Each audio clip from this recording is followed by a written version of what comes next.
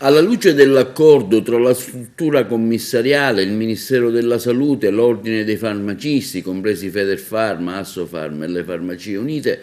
per la vendita delle mascherine FFP2 a prezzo calmierato presso le farmacie aderenti, l'Associazione di Consumatori Consumer Italia, per mezzo del suo coordinatore provinciale, Avvocato Giuseppe Di Miceli, invita i consumatori a porre la massima attenzione ai prodotti che troveranno disponibili nelle farmacie e presso la grande distribuzione. Sarà obbligatorio indossare mascherine FFP2 nei seguenti casi: per gli spettacoli aperti al pubblico che si svolgono a chiuso o all'aperto nelle sale teatrali,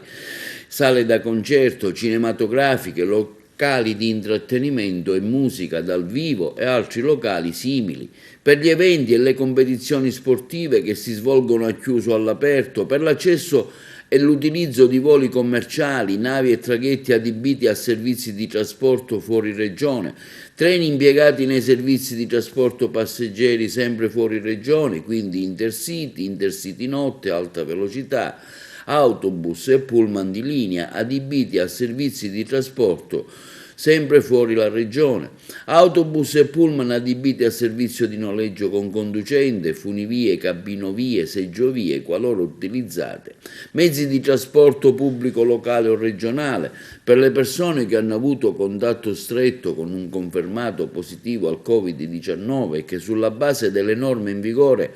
non sono soggette alla quarantena ma soltanto all'autosorveglianza fino al 10° giorno successivo e all'ultima esposizione al soggetto positivo. È quindi giusto per consumer calmierare i prezzi in seguito all'obbligatorietà dell'utilizzo, ma bisogna anche fare attenzione alla validità del prodotto.